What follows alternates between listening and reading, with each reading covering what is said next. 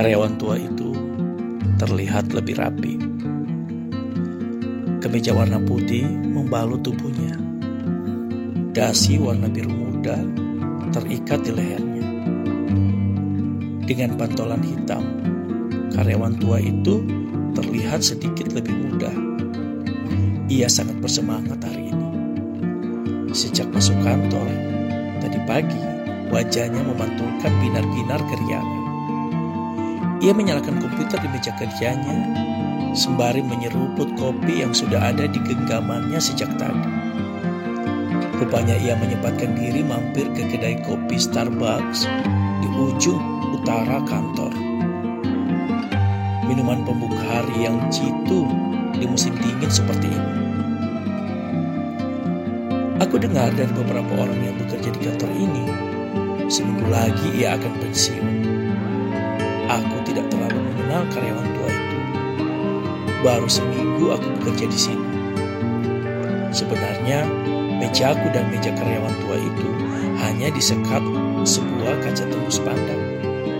Namun, karena aku dan ia berbeda departemen, aku merasa tidak perlu berbasa-basi dengannya atau mengenalnya lebih jauh. Lagi pula, sebentar lagi ia akan pensiun. Orang-orang di kantor memanggilnya Pak Bijak karena tutur bahasanya selalu bijak. Keriput di wajahnya pun menyiratkan ia memang sudah berumur. Rambutnya tidak hitam, juga tidak putih. Warnanya kelabu. Seorang teman yang lebih lama bekerja di kantor ini mengatakan ia telah memiliki 6 orang cucu. 3 laki-laki dan 3 perempuan dari 3 orang anaknya yang semuanya perempuan. Tapi mereka sendiri belum pernah bertemu dengan istri, anak, dan cucu-cucunya sekalipun. Karyawan tua itu menerima telepon pertama. Aku perhatikan ia selalu mengangkat telepon pada dering pertama sebelum dering kedua berbunyi. Ia tidak suka suara berisik, apalagi dering telepon. Karena itu cukup sekali dering telepon singgah di kupingnya. Apabila ada karyawan lain yang malas mengangkat telepon, maka ia dengan senang hati akan segera mengangkat telepon dan menjawab salam perdana.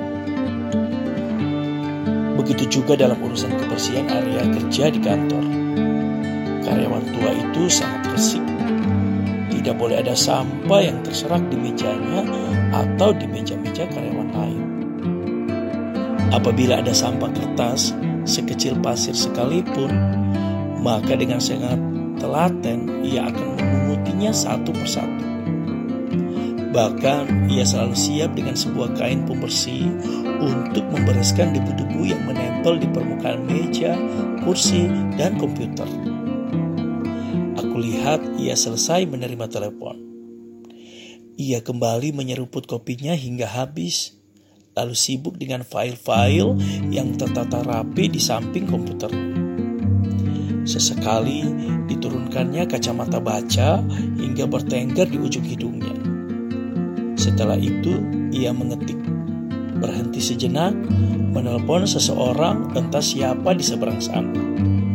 Lalu kembali berkutat dengan keyboard dan monitor komputer, melanjutkan ketikan hingga jam makan siang bertentang. Aku melenguh, meregangkan badan dan mematikan komputer. Sejenak aku meminum air dalam kemasan yang tersedia di atas meja, lalu mengenakan mantel yang tergantung di kursi. Betapa tidak produktifnya aku hari ini. Sampai menjelang siang, aku hanya memerhatikan karyawan tua di balik sekat bening kaca di depanku. Beberapa laporan keuangan yang seharusnya telah selesai sebelum jam 12 menjadi hutangku selepas makan siang nanti. Aku sendirian berjalan menuju lift. Karyawan yang lain lebih dahulu berebutan turun untuk makan siang di kantin atau pinggiran jalan di selatan kantor. Mungkin juga di restoran berkelas di food court basement. Sekilas aku lihat, ada juga yang masih tinggal di meja kerjanya membuka bekal makanan yang telah disiapkan dari rumah. cukup efisien dalam situasi krisis ekonomi global saat ini. Di dalam lift, aku bertemu karyawan tua itu. Ia sedang mengenakan jas tebal hangat. Nama lengkapnya Kevin Nelson, seperti yang tertera di name tag-nya. Aku menganggukkan kepala, seraya tersenyum kepadanya. Sudah selayaknya aku menghormatinya. Selain aku masih karyawan baru, ia juga dengan sopan mulai bertanya padaku. "Karyawan baru?" tanyanya. "Ya, hari ini tepat seminggu," jawabku. Tak lama berselang, pintu lift terbuka. Kami sudah berada di lantai dasar. Karyawan tua itu mempersilahkan aku keluar duluan. "Maaf, Anda mau makan di mana?"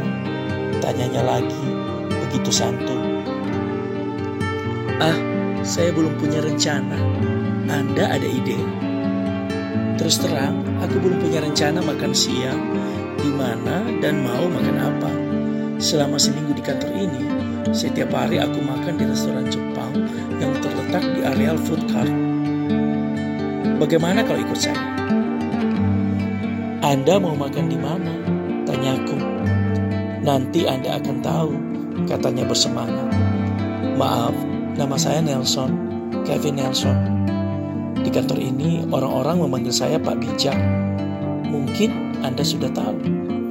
Karyawan tua itu terkekeh. Aku mengelum senyum. "Nama saya Tamara." Pak Nelson dengan tersenyum ramah dan sedikit membungkuk menyelamiku. Aku membalas uluran tangannya.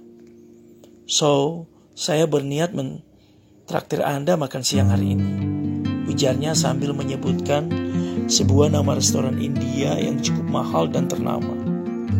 Kami berjalan menuju restoran itu, beberapa blok dari perkantoran kami. Aku memesan masakan paling khas di restoran itu, mengikuti saran Pak Nelson. Sambil menunggu menu makanan masak dan tersaji, kami bercakap-cakap dari persoalan umum di kantor, situasi perekonomian, hingga akhirnya ia bercerita tentang masa pensiunnya yang tinggal menghitung hari. Matanya selalu berbinar, begitu hidup. Tapi tidak setelah aku menanyakan apa yang hendak dilakukannya pada masa pensiun. Entah apa yang bisa saya lakukan saat pensiun nanti, katanya, seolah bertanya pada dirinya sendiri. Binar di matanya meredup. Aku merasa bersalah. "Maaf." Karyawan tua itu menggelengkan kepala. "Tidak apa-apa." Matanya mengerjap, menahan air mata.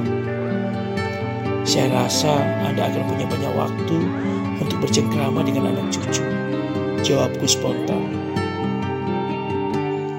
Sebelum ia menarik napas untuk berkata lebih lanjut, seorang pelayan restoran dengan sigap meletakkan menu makan siang kami di atas meja. "Kita makan dulu, silakan," ujar Pak Nelson. Makanan yang lezat, gumamku. Selesai makan siang, Pak Nelson tidak banyak bicara. Tidak seperti waktu kami sedang menunggu makan siang tadi tersaji. Ia lebih banyak diam. Aku tidak mengerti perasaan seperti apa yang sedang melanda karyawan tua itu.